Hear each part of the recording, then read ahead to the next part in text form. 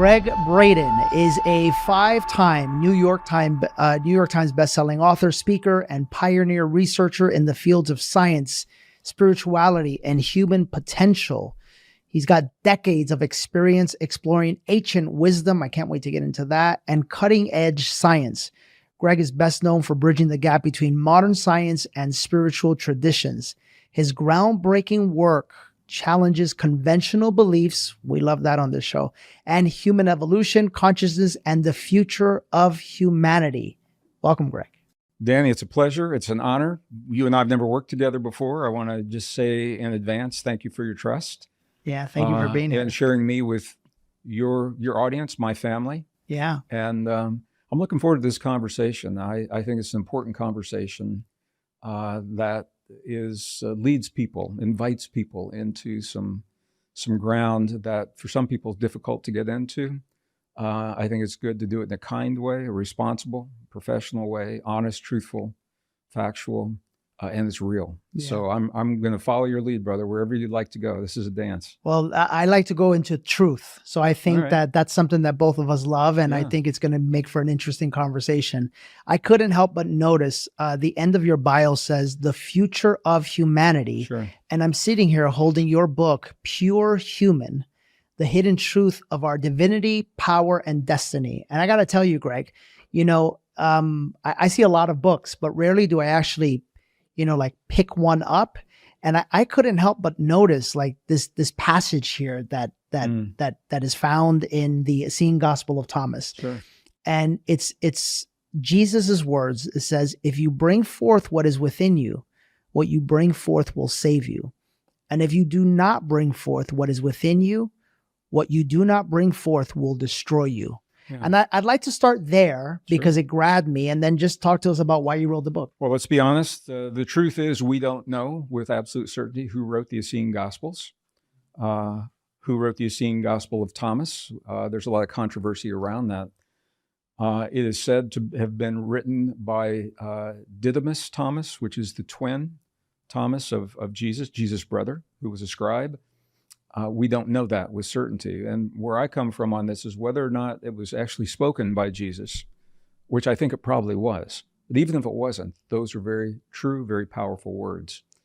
What we have within us is our salvation. And if we deny that salvation, then we are subject to the fate of what happens if we don't live the best version of ourselves. If we do live the best version, we experience our destiny. Destiny is our greatest potential. Fate is what happens if we discount that potential. So I think those are very true words. I'm smiling about the book because that's not actually the book. That is a galley copy that came from the publishers before the book was released. And you got one. I didn't even get one. Oh, so wow. That's interesting. That's why I'm smiling at this. The hardback version was released last week. Okay. And I do have a case of those waiting for me when I get home. Perfect. So it was, it encapsulates the essence of what that new book is all about. Is that where you want to go? You want to start there? Let's do it, Gregg. And I got to tell you, I'm really interested in this conversation because one of our mutual friends is, he calls me the other day and he says, Danny, I have found a way to replace every single one of my employees. I can have a CEO, a COO, a CFO. I could have an assistant. I could have all of this done by robots. Sure. I'm easily excitable. I am. And so for a second I got excited, and then I couldn't stop but think of my staff and my team, and how much love I have for them and how hard they work and what were to happen to them if they couldn't support themselves. And then I thought about instantly humanity. Sure. And so I want to talk to you about AI because I feel that's why I attracted this conversation right here at this moment, is to discuss what I think is darkness. Okay, it's a big conversation. Yeah. Obviously, your friend was talking about AI when he was talking about the robotics and replacing all of his employees. We're at an extraordinary point in the history of our civilization and the history of humankind.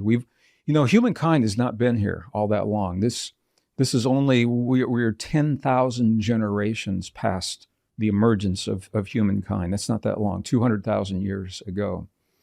And we've now reached this point, Danny, where our technology is advancing faster than the morality of how we apply it in the world and how we apply it in our own lives. So let's start with the book. The full title of the book is called Pure Human: The Hidden Truth of Our Divinity, Power, and Destiny. Where that title comes from, the best minds of our time are telling us right now that unless we change our thinking and the trajectory that we are on right now, that most probably we are the last generation of pure humans, that this earth or the universe, assuming we're not living somewhere else, we are the last generation of pure humans that the world will ever know. That by the year 2030, and as of the date of this interview, that's less than 5 years from now.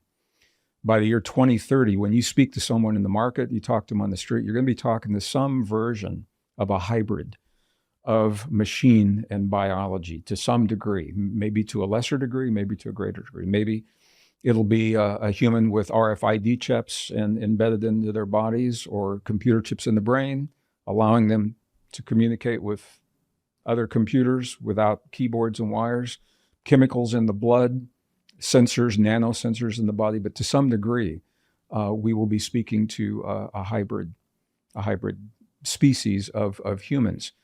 There are a million places that we can go with that. My reason for writing this book, I say this, may I hold it? This is okay? Sure, absolutely. Absolutely. I wrote this book, Pure Human. And I designed this cover, by the way. This is my cover. Mm-hmm. Because I wanted to say something really specific. It is a celebration of our humanness. And my goal for the reader, when they walk away from this, or hopefully this conversation as well, is number one, that they'll have, at the very least, a deeper appreciation for what it means to be human. And number two, maybe even more than appreciation, a sense of pride. I am proud of my humanness. And the more I know about who we are and where we have come from, and what it has taken for us to be where we are, the more proud that I am. This book is written in a time when our humanness, human biology, is being denigrated in mainstream media. We're being told, and we're teaching our young kids in school. If you've got kids or grandkids in school, they're being taught that our humanness literally is a flaw, that by virtue of our existence in a carbon-based body, we are a flawed species. And among those flaws are identified things such as human emotion in the circles that are pushing this technology. Human emotion is believed to be a flaw because it can cloud our judgment and our decision-making. Human sexual reproduction is believed to be a flaw because the truth is you never know what the outcome is. So the techies say, oh, we can fix that. We can fix that through gene editing. We can fix that through, they've got all kinds of processes. So here's what's happening. If our young people are being taught that they need something outside of themselves to be the best version of themselves and to compete in the business markets, that makes them victims. And if you're a victim, you need a savior. Mm-hmm. And the savior right now is being touted as technology in general, specifically AI, and man, we all know that. I mean, you see it every day. Computer chips embedded into the brain and other parts of the body, RFID chips under the skin, nanosensors moving through the body, transmitting biometric data into the massive databases that already exist or are already being managed by AI. And so people say to me, Greg, what's the problem with that? Why?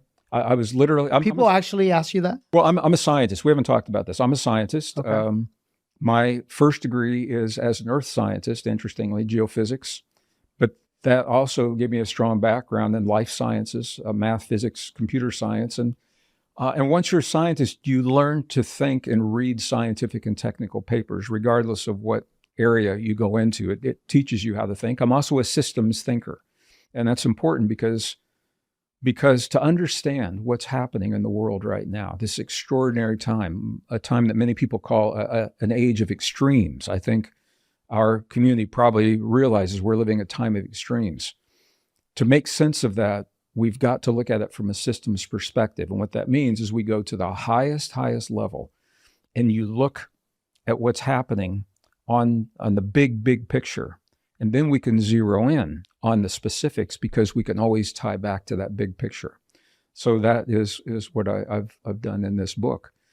Ray Kurzweil, I think you're probably familiar, science fiction writer, visionary. He's director of AI at Google right now. He is telling us that by the year 2030, he's the one that said we will be some form of hybrid. He said he recently came out with a book called The Singularity, which is really interesting. By the year 2045, he said that we will be living in a world where the physical world around us, our digital world, and the computers, here's the kicker, our biological world, are integrated merged into a massive global database run by artificial intelligence that regulates all the resources and how those resources are used and how we live our lives, unless something changes. By the year 2045, that's our lifetimes. This isn't like, a million years down the road. So when I go to conferences and I'm with other scientists, then they'll say to me, well, Gregg, what's the big deal? I mean, isn't this... Wait, time out. Do they actually say that? Yeah, because these are techies. And here's what they're saying. Isn't this the next step in human evolution? Isn't this a natural progression for us to merge with silicon, with computer chips? And my answer to that is absolutely no. It is a form of evolution. It is a false evolution. It is a contrived evolution, and it is not good for humans. And we're going to talk about... We'll talk about it in this conversation, but just in a nutshell, there's an adage that's often used in biology, and everybody's heard it: use it or lose it. And I'll give some examples of that. When we replace our natural biology with synthetics and with artificial technology, what happened is our natural abilities begin to atrophy. And pretty soon they stop functioning, because the body senses that it's no longer needed because we're not using those functions. Perfect example. I'm 70 right now. When I was in high school, back in, and even before that, back in 1950s and 60s, all the textbooks told us that we're born into this world with a fixed number of brain cells. And it was a joke in college. They said, every beer you drink, you're going to lose some brain cells. And that was the leverage to stop drinking. Didn't work for a lot of people. But now what the science is showing is that simply is not true, is that we are producing new brain cells until the last breath that we take in this world. And it's coming from a very specific part of the brain. It's in the hippocampus. And there's a catch, because even though we produce those cells, and if they're not engaged, if those new brain cells, those neurons, if they're not engaged in a meaningful way within about a week, 7 days, they will atrophy and die. That principle applies to the entire human body. It applies to our immune system. If we've got something else out there mimicking our immune system, the immune system begins to atrophy. And we have very well documented, science knows this, reproductive system works the same way. This is the way that we work.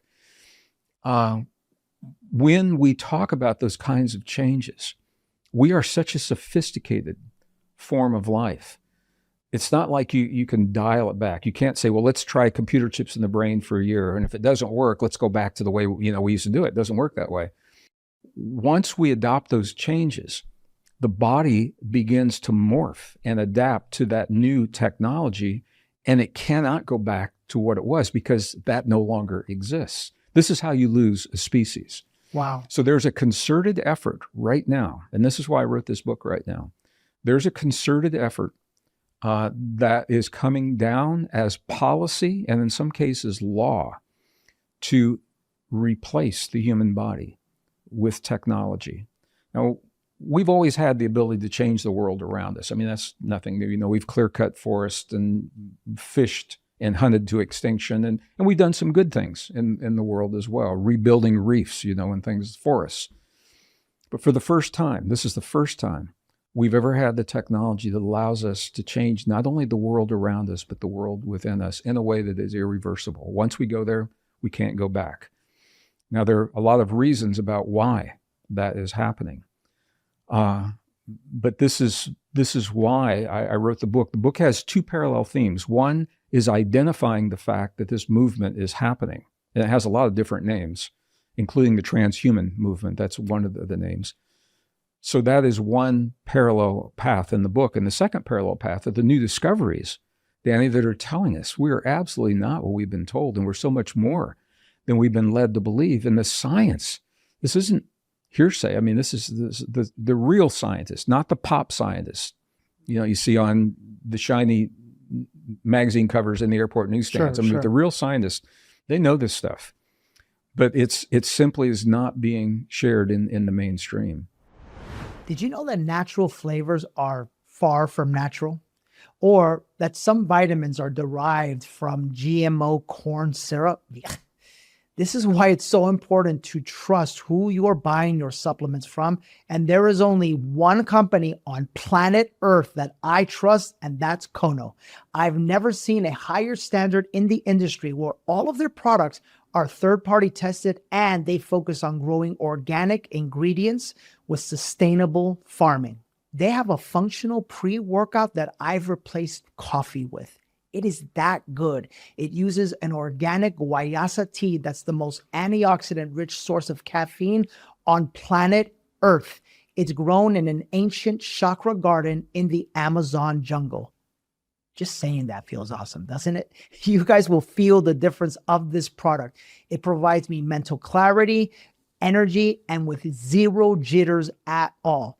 Check them out right now at kononutrition.com/Danny and get 25% off your subscription from your first order or 10% off any regular purchase. Again, that is kononutrition.com and use the code Danny. I have to ask you something. You know, the reason why I think I feel so flabbergasted at the fact that they would ask you those questions is because I clearly see the difference between good and evil, darkness and light. And I think that's because of the work that I've done and the connection that I have.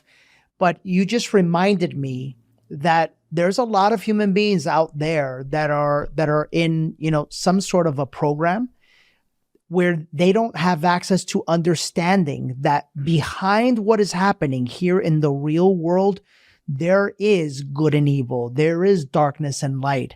And so when it comes to AI, you know, can you specifically tell me what is the deeper thing that you sense is happening that most people might be uncomfortable hearing? Yeah. And before we went live, I asked you the question. I said, how deep do you want to go? And you said we can go as deep as we want to go. Yeah. So as a systems thinker, I'm going to start at the very beginning. We are living an ancient struggle, a fundamental battle that has been playing out. It began before we emerged in this earth realm. And that we've only been here about 200,000 years, what are called anatomically modern humans with this biology. 200,000 years, 10,000 generations. It's not that long. The ancient texts say that the battle that we're living began in another realm, in the spiritual realm. That's not science. It is almost universally accepted in every indigenous tradition that I have been with. It's a battle between what we call light and dark, and the light and dark is experienced in this realm is good and evil. Mm-hmm. Now, when I was a kid, I was a kid growing up back in the 1950s, 1960s. I was born and raised in northern Missouri, right in the middle of this big, beautiful country we live in. And we talked about good and evil, and it was always a joke. You know, you had a little red devil with a pointy tail and horns on this shoulder. Tom and Jerry. I remember Tom and Jerry. Yeah, and a little angel over here, and they were always going to it. This battle is real, and it has been what has directed every facet of human history. Human history is defined by the battle between good and evil. Our world today is defined as the battle between good and evil. And people come to me all the time. They say, Gregg, isn't it interesting? All this stuff just seems to be happening at the same time. You know, we've got all the wars and collapsing finances and social breakdowns, you know, and all this stuff's going on. There's a structure and there's a process. And we're in that process. And the only way out of it, Danny, is to go through it. Mm-hmm. And That's right. my goal is to help us to navigate it in a healthy way. This fundamental battle between good and evil, what is the purpose of the battle? That's the answer to the question that you just asked me.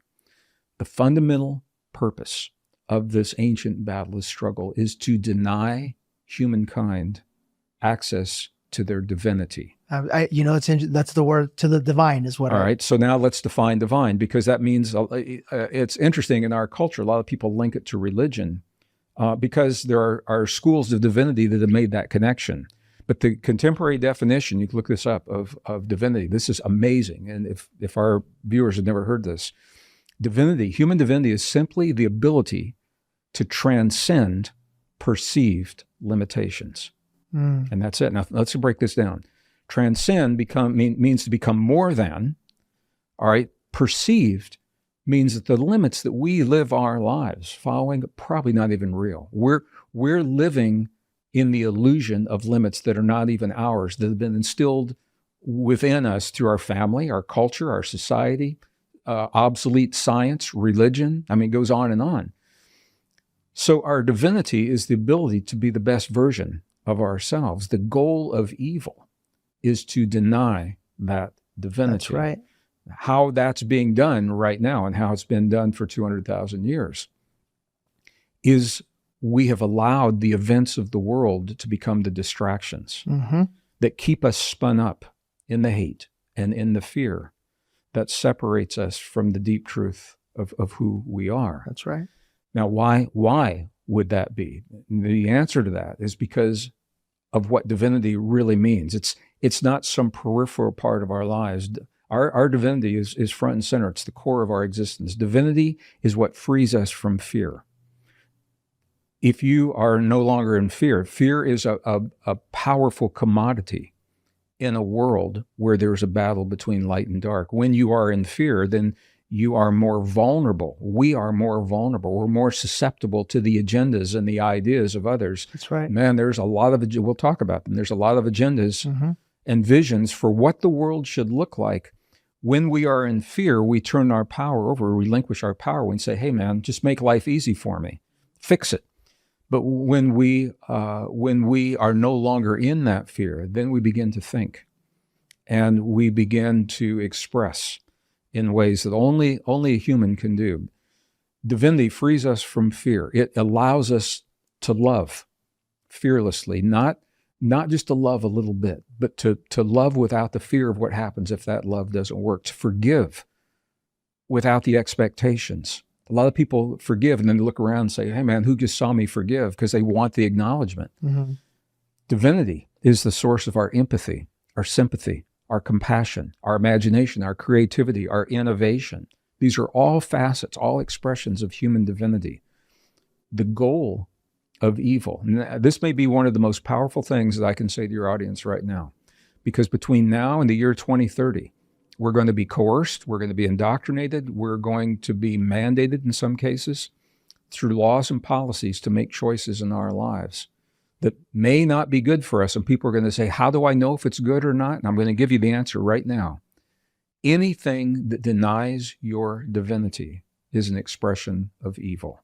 Anything that denies your ability to imagine, to create, to innovate, to communicate with one another, to love, to forgive, empathy, sympathy, that ridicules your empathy and your sympathy and your compassion for another human is an expression of evil. And once you know that, then you can make your choices accordingly. That's right.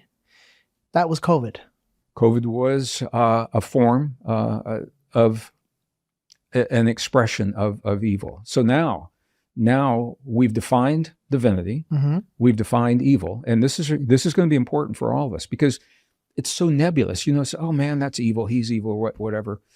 How do you know if it's evil? If it denies your divinity. Anything that veils or denies your ability to be the best version of yourself, that's an expression of evil. Now, Greg, can I ask you something? Yeah. I think it's even deeper than the best version of yourself. I think it's your potential. It's your potential and oneness with the divine. Exactly. Oneness with the creator. So now this is everything that we've ever done, all of the journeys of self-help and the spiritual practices they're all good, and the New Thought movement, the New Age movement, all that. Those are all efforts for us to discover what that means. What is the best version of ourselves, and how do we live the best version of our lives? Now, this is where it gets really interesting, even more interesting, because in the old way of thinking, this is a deeply spiritual struggle that's going on right now. In the old way of thinking, the battle between good and evil is a conflict. And if you think of conflict as opposing forces, that's the old idea that keeps us stuck in the battle. That's right. Of separation. Mm-hmm. We don't want to win the battle between good and evil. We want to triumph. And the way that we triumph, if the goal of the battle is to deny our divinity, then we triumph by living the best version of ourselves. We triumph by loving fearlessly, by imagining. People are afraid to imagine now. They're afraid to create, to innovate, by allowing our human nature, our empathy for another human and our compassion for that's being denied. These are all facets of how we triumph in this fundamental battle. So you don't have to fight. Sometimes you do. But the question is, and I talked to a lot of former military, some are still current military, who are engaged in the kinetic battle between good and evil, boots on the grounds in countries halfway around the world. And they say, well, am I evil if I'm fighting? And the question is, what is your motivation? Are you fighting for your love of your family and those that stand behind you, or are you fighting because you hate the enemy in front of you? And that subtle distinction makes all the difference in the world. And here's the answer. Here's why. We're going to get through this. We should come back here in 2031 and we'll do a follow-up interview. Yeah. We're going to get through it. Here's the question. What do we become as we go through this battle? What do we allow the events of the world to make us into? Do we allow a presidential election, for example, or COVID, for example, to drive us to the most primal instincts of hate and fear? Or do we allow our divinity to find a way to transcend those things? It doesn't mean you disengage. It's how you engage. It's what you become in here. That is the spiritual battle that's going on right now. So. That's right. Yeah. There's so much I could say about that, but it's Gregg, it's so interesting because you mentioned love a lot.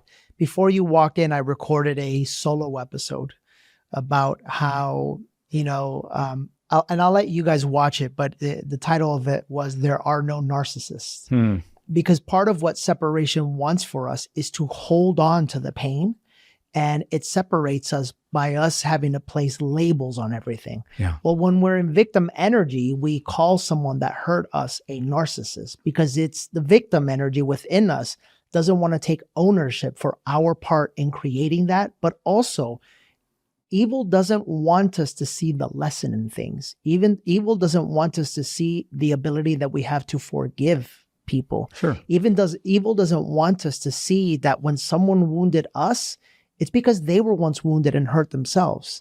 Evil wants us to stay stuck, right? That's true. We do not have to be defined by our past. And that is an expression of our divinity.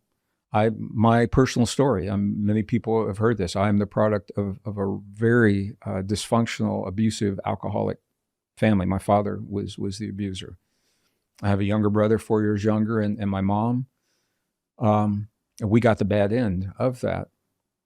And this is so interesting. My brother and I, we come from the same family and we think so very differently. And he's chosen to allow his upbringing and those experiences to define. I just had this conversation with him recently, and he said, he tells me, he blames it on his, I'm not going to call them failures, but his unhappiness in life and relationships, whether they're intimate or career or whatever it is, on the history. What happened with your dad? The history that we had. Now, I was blessed, and I can't say exactly why. I've always had a really strong soul compass. So I've never been subject to peer pressure. And that has served me really, really well. Being a child of the 50s and 60s. I left home when I was 14, I was a guitar player, moved in with my rock band, and I was surrounded in the 50s and 60s with drug use it was just unbelievable watching what people were doing to their lives and their bodies.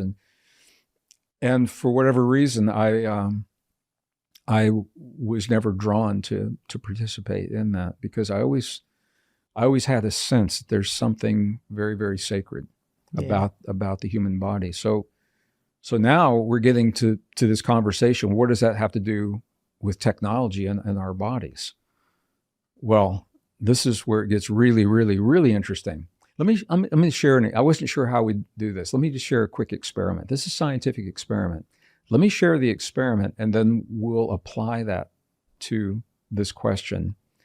Some of our viewers, if you're old enough to remember, 1972, there was a game, one of the first computer games that came out, called Pong, P-O-N-G.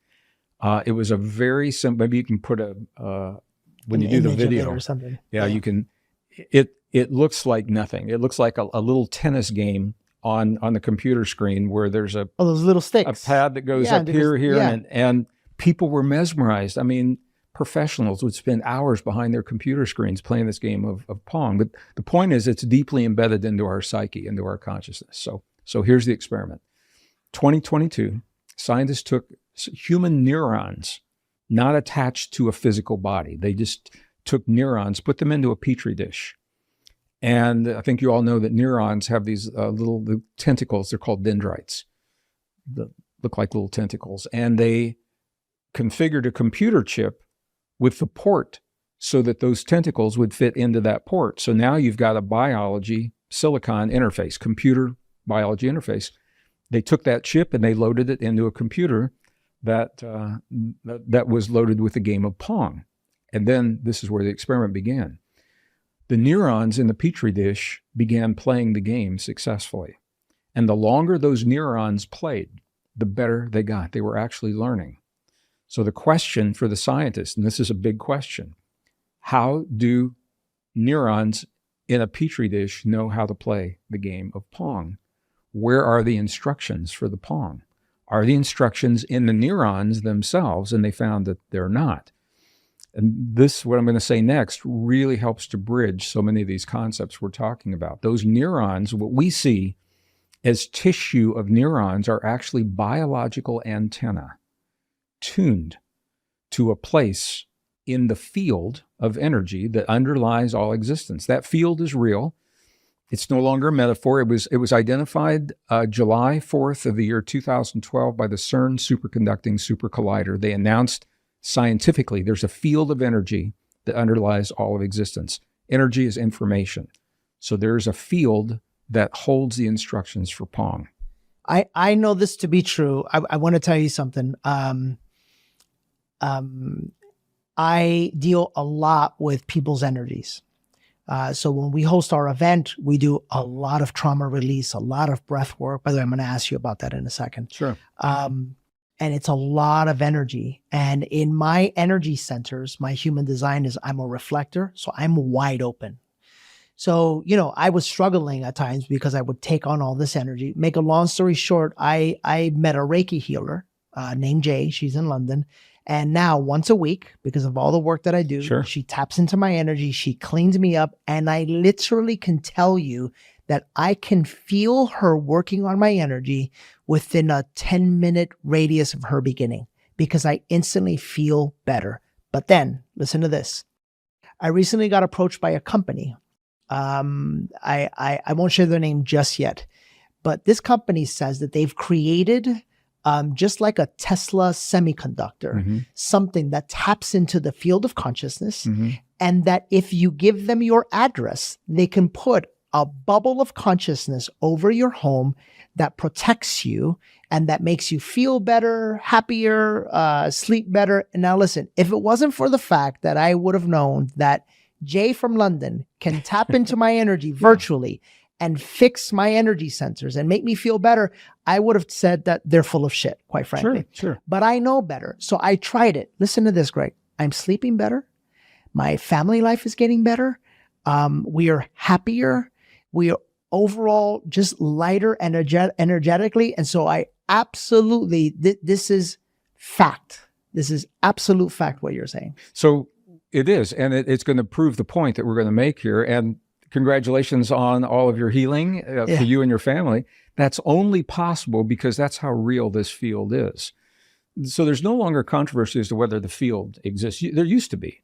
But now the controversy is, what does it mean to us? What is our relationship to the field? That's the big controversy. So here's what's happening now. We know that the neurons are a biological antenna, all right? And an antenna tunes to a signal, all right? Those neurons are tuning to the place in the field where the memory, if you will, of Pong lives. The instructions aren't in the tissue. The tissue is the link to that field, all right? Take that idea and now apply it to the human body. And the same thing is true for the DNA in the nucleus of the cell. The same thing is true for the membrane on the outside of the cell. We are in direct communication with that field. The field is where our divinity lives. When you replace the human body with synthetics, they cannot tune to the field of divinity. You're still a living being. What is your capacity now to love? What is your capacity to forgive? What is your capacity to think, to innovate? Empathy, sympathy, compassion. This is what the transhuman movement wants to literally to weed out of the human experience to make us more efficient, to make us more vulnerable. Do we think more efficient? We make better decisions? Maybe, but we lose at the what very cost? This is exactly my turn. I talk about this in the book. No one is telling us the very high price that we pay, and the price that we pay is that we lose our humanness. Yeah, I get that. All right, so this is my pushback on the transhuman movement. Now, ultimately, when we go back into the big picture, evil is very interesting. Not everyone that implements evil practices necessarily is an evil person. They can do evil things and not know it. So now we go back to the systems thinker, the big picture. We've got evil, battle between good and evil, and now the layers of how that's expressed underneath that. People say to me, Greg, well, aren't they doing this for money? Or aren't they doing it for power? Or aren't they doing it for, borders or whatever? First of all, the powers that we're talking about don't need any money because they make the money. They make the money, they don't need it.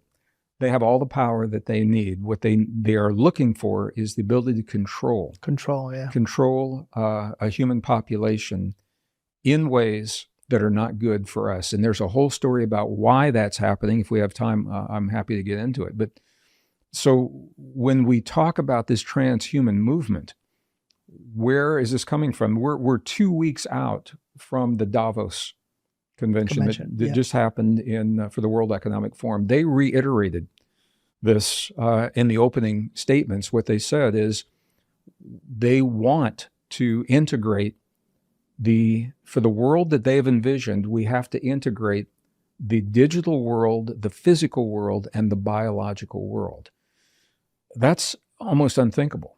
And the way that we do that, if you are familiar with Yuval Harari, who is he's a historian, he's an author, he is a visionary, he contributes a lot to the World Economic Forum. And in his presentation, he said, humans are hackable animals. This is the term that they use. We are hackable animals. And the ideas of spirituality and free will go right out the door when we're talking about this kind of the implementation of this technology. Two things came to me. Number one, when you were talking about, the human and, the body parts and us not being able to connect to the divine, I couldn't help but think of the correlation with Mother Earth and placing cement over her. It's like the same thing. It's like you're blocking the power and the energy of Mother Earth. And then the second thing that came to me, Greg, is, it's like the moment that you said what you just said, what came to me is I look back on COVID as like the testing ground, because if you could give human beings enough to be afraid of, right? then you're right. Can we say that word on this program? Will they still, or you have to bleep it out or something? Or I don't give a shit. No, we could say whatever we want. All right. Yeah.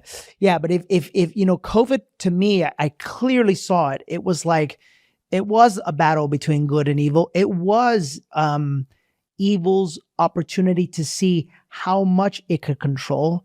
And in many cases, it won. It won because we had so many people who were scared for their lives, scared for their finances, scared. It's like evil was pulling at every aspect of human survival. And so human beings, they gave in. And what I cannot help but correlate is the connection between, it's almost as if, evil saw, wow, we really could pull this off. The next phase is, let's bamboozle them into thinking that they need microchips inside of them. When we go back now, when we think about evil, there are many expressions of evil that are often not recognized. So let's just go through a couple of them here. There is kinetic evil. We talked about that a little bit. That's boots on the ground, troops fighting against, humans fighting against humans in a battleground somewhere on Earth. That's kinetic evil. There's psychological evil, where we are fed information, and in this case, through algorithms that are very carefully designed to lead us to think and to believe in a very certain way to support policies that may not be good for us. We are led through and social media algorithms to adopt belief systems that separate us from one another and break the social bonds. And we saw this happen with friends. We saw it happen at the family dinner table where the kids are receiving information different from what the parents. We have seen it between husbands and wives. Divorces happened and still are even after the most recent election. And this is by design. The way that the social media algorithms are designed, they're called silos, media silos. When you Google something because you want to know more information about it, that algorithm is going to start feeding you, and you'll see a million things show up from different sources, all supporting that same idea, that same belief system. And then you begin to think that everybody else is seeing the same thing that you are, and you begin to think that what you're seeing is the only thing that's true. Whereas your kids or your husband or your wife or your partner, they've done the same thing. They're getting different information, and now you've got conflicting information. And this is by design. This is psychological evil. That is a form. There's technological evil. Technological evil is what we're talking about. When technology replaces the biology and severs the connection that we have, that we're only beginning to understand. But we're only beginning to understand what it means to be human. We're only beginning to understand what our relationship is. I mean, there's so many places we could go, but the reason we're only beginning to understand, as a scientist, I'm fascinated by this, is we've always thought of the human biology in the past, or the human body as biology. So we think of ourselves as soft, sticky, wet, gooey, mushy stuff in the cells, and you write about it in a biology textbook. All that changed about 8 to 9 years ago. Scientists began looking at the human body not from a biological perspective, but from an IT perspective, information technology. And what they found was not printed in the biology books that everybody reads. They're in these obscure tech journals that very few people read. So for example, in the Journal of Journal of Alternative and Soft Computing, there was an article, and I wish I had the quote right in front of me. At the bottom line, they said DNA is literally a fractal antenna that is tuned to a broad spectrum of electromagnetic frequencies. All right, what's that mean? We know an antenna tunes to a signal. We're so sophisticated that our DNA tunes to multiple signals across a broad spectrum of multiple bandwidths simultaneously. We're pulling in information. That's just the DNA. Our neurons are doing the same thing. Cell membranes are doing the same thing. We're only beginning to understand what that means. We're about to give away our humanness before we even know fully what it means to be human. That is the caution that I'm writing in the book. So I have a question for you. I have been downloading time and time again the message that every time I swipe through social media, I am disconnecting myself from the divine, and I am being thrust into the energy of something that is trying to separate me from going within myself. Okay, as your divinity gives you the ability to determine the significance that you give to what you're receiving. Okay, good. So when you check it out, we all do it. I mean, if I'm going to travel, I'm in Austin with you. I live in New Mexico. I wanted to see what's the weather in Austin. Right. I said it was going to be nice, by the way. Yeah. We were in the middle of a rainstorm. It lied, yeah.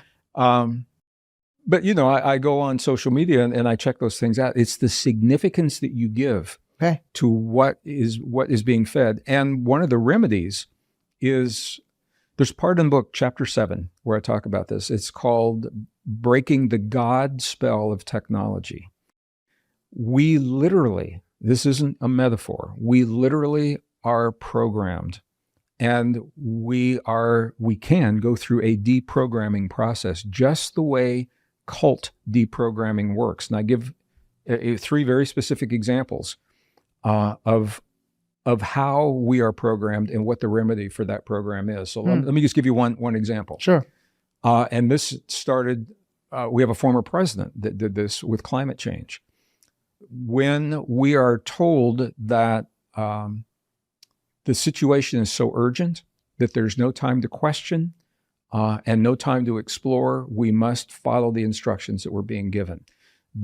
We had a former president come on national TV and say climate is settled science. Now, as a scientist, that is not true. Science is designed, if science is going to be valid, it is designed to be constantly updated and revised as new information comes to light. It's never settled. The climate conversation is not settled. And we have a president that said that to us to force us to make choices in our lives. That is a form of programming, and it actually broke social bonds. It turned young people. I live in Santa Fe, New Mexico. I have a home just outside of Santa Fe. And they had a rally for a climate rally one day, and there were young people there, and they had speakers that were spewing this kind of information. The young people were empowered to vandalize and destroy anything they felt was contributing to the climate that they were told was being denigrated. Mm-hmm. So they left that rally and they vandalized automobiles, and they felt empowered, perfectly in the right. There was no sense that they'd done anything wrong because of what they had been told. Sure. It broke the social bonds in that community. And it still is. It was a mess. So that's one example of a kind of programming where we're told there's no time to think about it, no time to research it. Yeah. You just got to do. We saw this with the pandemic as well. Even though as a scientist, the month that pandemic happened, if you knew where to look, the peer-reviewed, not opinions, peer-reviewed scientific research was out there showing that it was an engineered virus. You could actually see the cleavage sites of where insertions have been made. And the same happened when the remedy for the virus, I don't know if I can say the words here, I don't want to get you in trouble on YouTube. We knew that there were problems with the remedies because there was no one remedy. It was emergency use authorization. There were 5 different formulas that were out there of 5 different combinations of ingredients that were being used. Some of them had very little effects. Some of them had apparently some pretty damaging effects, if you're to believe the research. And the papers said that was true. We knew that. It wasn't a surprise. But the narrative was driving something very different. And that also broke the social bonds. And I think you were saying as an experiment in power and control. In order to not miss these episodes or the weekly clips that we provide that will help you in the 3 energies of human mastery, how to change your financial life, how to change your relationship life, and how to heal yourself physically, emotionally, and spiritually, make sure to subscribe right now to the channel. Trust me, it'll be the greatest decision and action you take today, because the value we are committed to bringing you is going to be life-changing. Go ahead and subscribe right now. Gregg, going back to AI. Sure. Because this is something that I get a sense of, and I'd love to hear your take on it. If I am participating in or feeding AI, with my energy, with my questions, with my thoughts, with my information, if I'm creating classes that or podcasts or recordings or anything that is not my authentic self speaking, Sure. but a robot is using my image and speaking for me. If I'm using AI, aren't I feeding into evil and potentially human destruction? Another way of looking at it is what part of yourself are you giving away to the technology? That's right. That's the question. You ask yourself, what part of myself am I giving away to the technology? I just want to begin. I'm happy to have this conversation. I'm not anti-AI. I'm actually a high-tech guy. A lot of people know me as an author, a spiritually based author, and I'm happy to write about those things. Before I did that, during the Cold War years, I was a senior computer systems designer for a company at that time. It was called Martin Marietta Defense Systems. Now it's Lockheed Martin. Working on a project called SDI, Star Wars Defense Initiative. And I had the opportunity to see some of the most advanced technology, laser systems, communication systems, just amazing technology. And I have a deep respect for the technology outside of our bodies. Mm-hmm. The tech is never good or bad. It's the thinking of how it's applied. And what's happening is we're taking technology. I started the conversation earlier and I stopped in the middle of it. When you look at the way evil is expressed in the world, and we look at these layers, so here's light and dark, and then we interpret it as good and evil. And now you've got, whether you're talking about governments or organizations mm-hmm. or whatever, there are people who have a propensity for greed who fall right into that, or people who have a propensity for control who fall right into those things. They may not know of this fundamental battle between, I'm not saying they are aware, they're not even conscious enough to be aware that they are pawns in a deeper battle between good and evil, because they are so focused in their propensity for greed or power or control. And they fit right into these things. So not everyone that is supporting the technology necessarily knows that they are pawns in this game of good and evil. AI is not new. We had AI back in the 80s. And what I'll tell you, my experience, I had to have a real high, I had a yellow badge, yellow civilian DOD clearance, which is a secret. So you go classified and confidential, and then secret, and then top secret, and eyes only, and EVI. For the government? All that. So when I was working, it was a yellow badge. Okay. And what I saw then is whatever we see publicly is the tip of the iceberg of technology that has been around at least a decade or more. Mm-hmm. The AI that we're seeing now is nothing compared to what they have, and how much of it is going to be revealed and how much is going to be made available. I don't know the answer to that. The same with energy technology. We outgrew fossil fuels 70 years ago. And if the powers that be were serious about if they were really serious about climate change, they would bring those technologies forward that we've had for 70 years that are available to create energy for anybody that wants it very inexpensively. It can't be weaponized. It can't melt down like a Fukushima reactor. The waste becomes the new cycle for the energy. We've had that stuff. So the technology underlying what we're seeing right now is so advanced. So when we look at that technology replacing our bodies, what we're looking at, technology cannot, and AI cannot access human divinity. This is the key. The AI can't access human. It may be able to tune into one facet of it, possibly, but we are so. Let me just give you another example.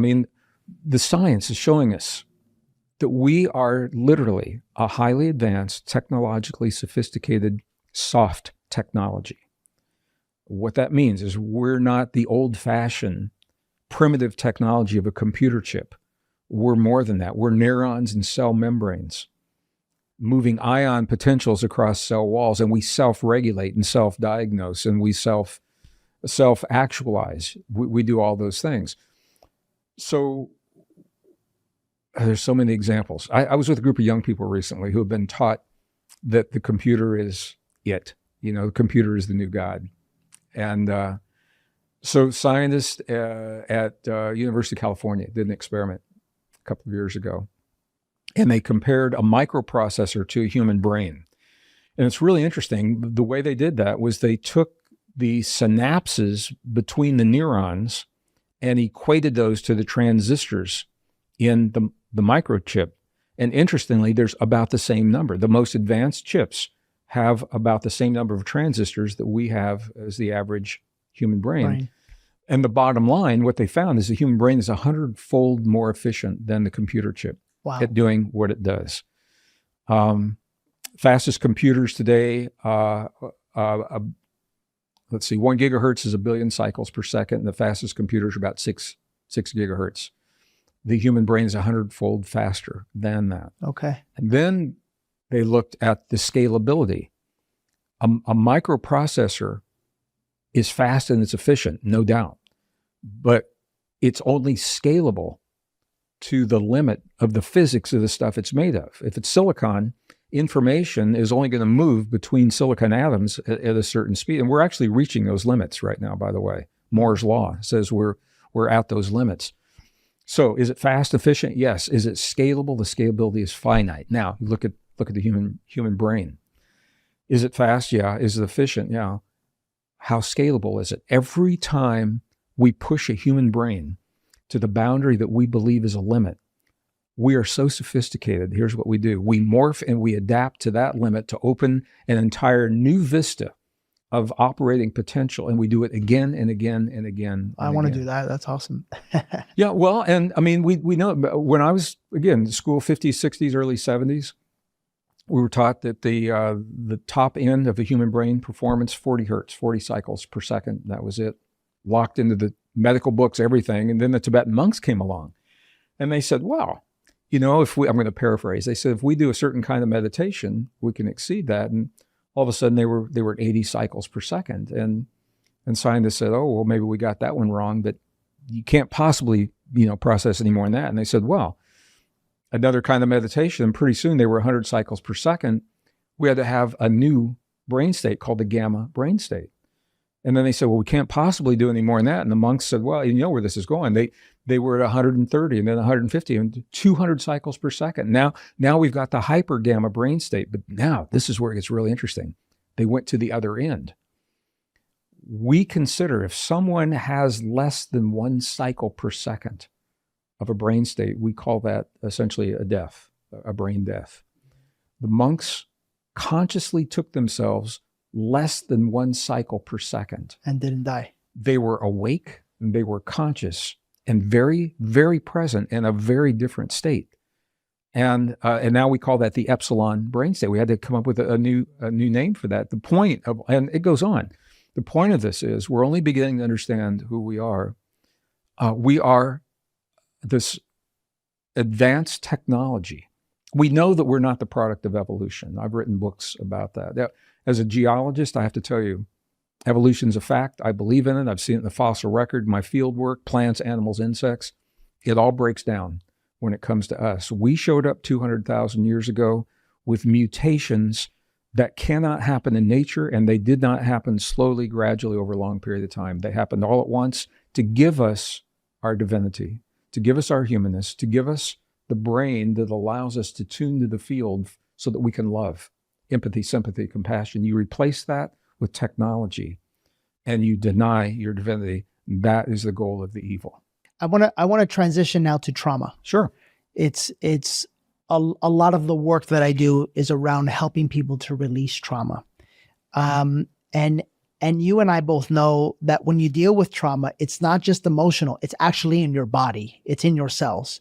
How do you, and we talked about this before the show, for me, it's plant medicine, meditation, breath work. These are the tools that I have used in my journey so far. In your eyes, what's the quickest way that a human being can release trauma? If you're going to release trauma, you have to understand what it is. And we're going to do this from two perspectives, and I'll be as concise and quick as possible. And a lot of this from personal experience. I had to carry this journey myself. I'll just tell you what led to a lot of it. I lost my mom to COVID. It kicked my ass.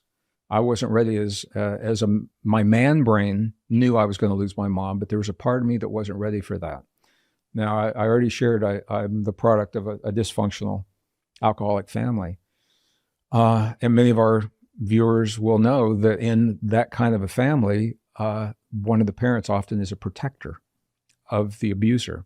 My mom was my protector. And when she physically left this world, there was a part of me, not my grown-up logical male brain, but there was a part of me that literally said, my protector is gone. Put me in the hospital. I was in the ER twice with chest pains. Wow. And this is how our medical system works. Doctor came back and he said, Mr. Braden, you're fine, man. He says, your vitals come back and all your statistics, they ran all these tests. He says, there's nothing wrong with you. You can go home. And I said, yeah, but what about, and he said, nothing wrong with you, go home. Then the nurse came in. And the first thing she said, she looked at me and she says, what's happening in your life? And I started to say that I'd lost my mom and I couldn't even get the words out. Mm-hmm. I just broke down and there weren't tears, they were sobs. And she said, you're dealing with unresolved grief. And now I knew about grief. I didn't know it would have the somatic effect. I didn't know that grief, and she said, yeah, grief will take those little muscles around the heart and it will cramp those little muscles and you'll think you're having a cardiac episode. She goes, grief counseling will help. I had 2 sessions of grief counseling and a very specific kind, and I have never had that problem, never had to look back. What is trauma? Every emotion that we experience, from the most ecstatic joys to the deepest sorrows of pain and loss, create a chemical in our bodies. Called a neuropeptide. And those chemicals typically metabolize through the body. No big deal. Unless they are associated with an experience that we don't have the tools to resolve. If you're 3 years old or 4 or 5 years old in an alcoholic family, you don't have the tools that you and I have now. So our bodies are so smart. Here's what they do. They'll say, okay, we'll take this neuropeptide that cannot metabolize and we're going to store it in your body until you have the tools. And often those neuropeptides are stored with organs, tissues, and glands that we associate with the trauma. Sexual trauma for both men and women, it will be in the breast, the uterus, in the glands. There's so many different kinds of trauma. And your body doesn't care if it stores it for 10 minutes or 70 years. Now, what will happen is if you don't address those, and if they don't come up organically, they'll let you know they're there. It might be a little inflammation, might be a rash, might be a swelling. And if you don't deal with it, it will, progress from there. So the key, if you want to heal trauma, now here's the second part. 1991, scientists discovered 40,000 specialized cells in the human heart that they've always been there. They just never recognized them. They're like neurons. Who would ever look for neurons in the heart? We think of neurons in the brain. Yeah. So it's literally called the little brain in the heart. The sensory neurites is what they are. And what they found is that the human heart thinks, feels, remembers, perceives independently of the cranial brain. So you can go to therapy, which can be very good and very helpful, and talk about the trauma from the cranial brain, and it can help. And often people will feel that it's incomplete. I instinct. Yep. And when they feel that, it may be because they have not addressed the trauma held in the heart that does not work through words. The heart has its own language. That's right. All right. So how do you heal the trauma? Candace Pert. Are you familiar with Candace Pert? No. Candace Pert was the Harvard-trained MD that made the link between human emotions and neuropeptides. And she literally defined that the healing is when the neuropeptides are allowed to metabolize and move through the body. So when you lubricate those neuropeptides, and there are techniques to do that. Breath work is one of those, very effective. Plant medicine can do it. Heart-brain coherence can do it. There, number of, we could explore each of those.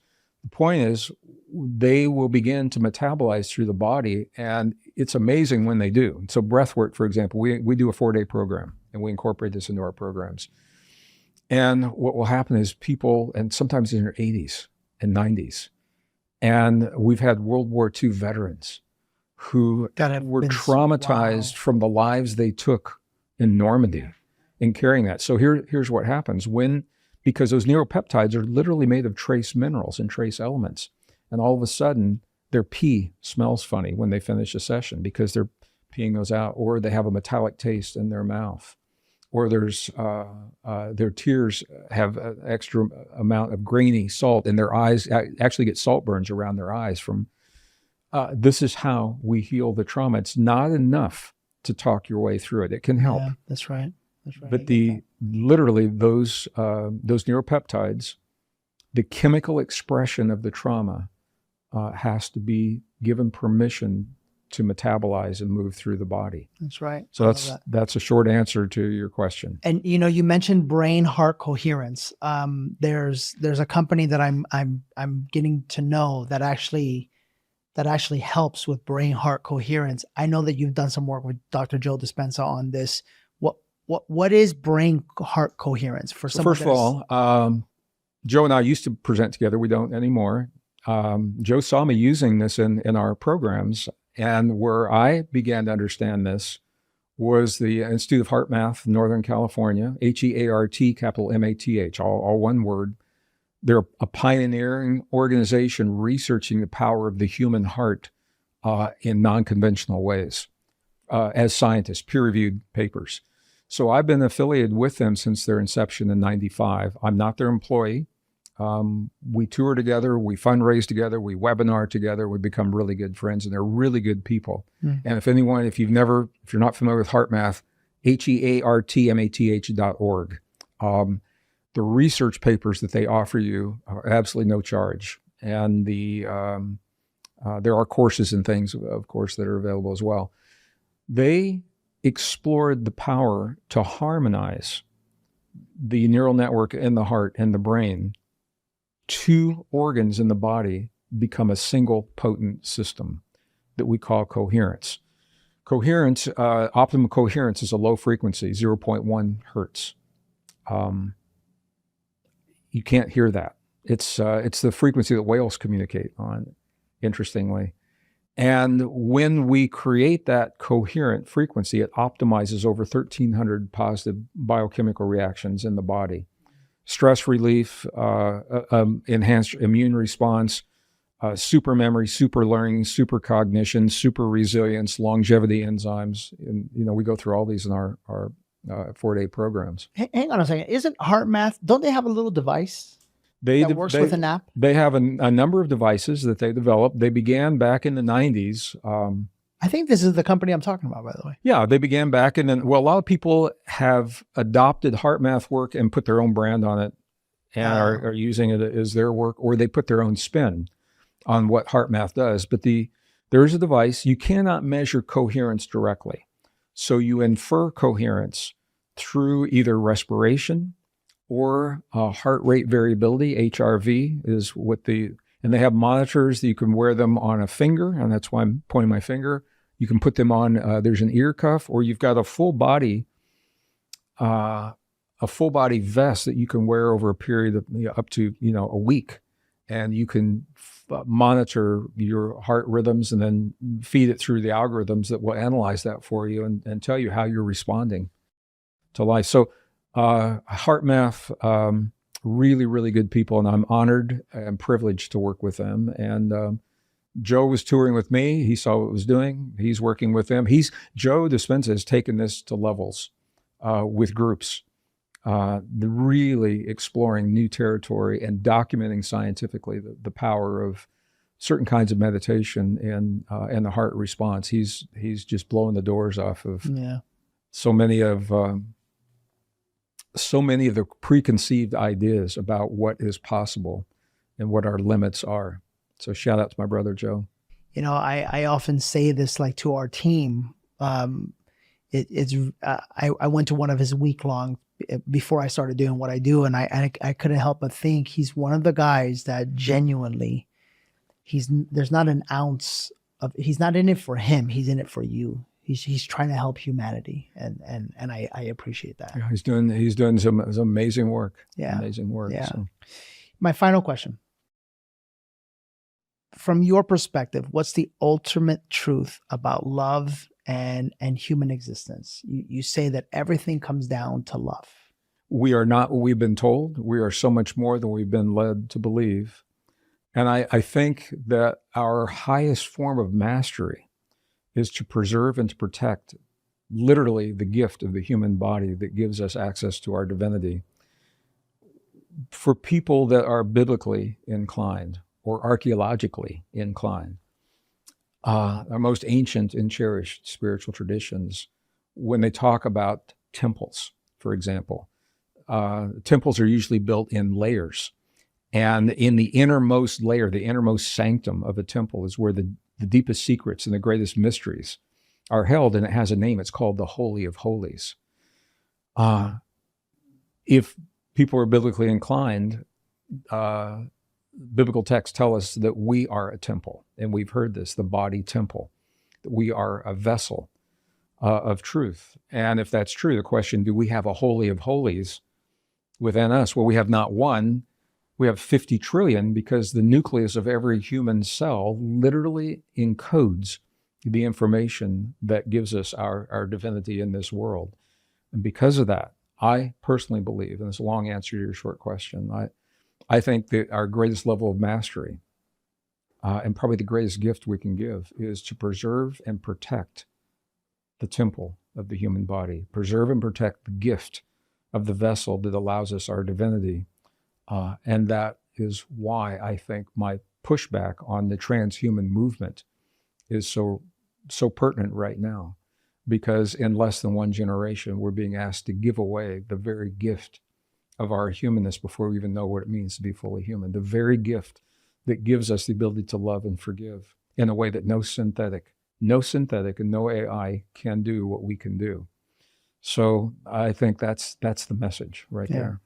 How do people get a hold of you, and how do people? Are you telling me that this is over already? This is over already. That went pretty fast, didn't it? It did. Yeah.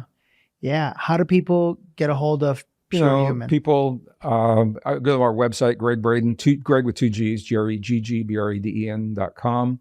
That book is available wherever books are sold. You go to Amazon, Barnes & Noble, wherever books are sold right now. They did release, I went to the studio and did an audio version. What we found is people really appreciate the audio, sometimes more than the written word. So it's in my voice. All my books are. I've never hired anyone else to do that. And the audio version is available Audible? as well. It is on Audible. It's actually selling stronger than the book is right now. So yeah. So thank you for everyone that takes me on your runs, on your hikes, and listens to me while you're driving to work.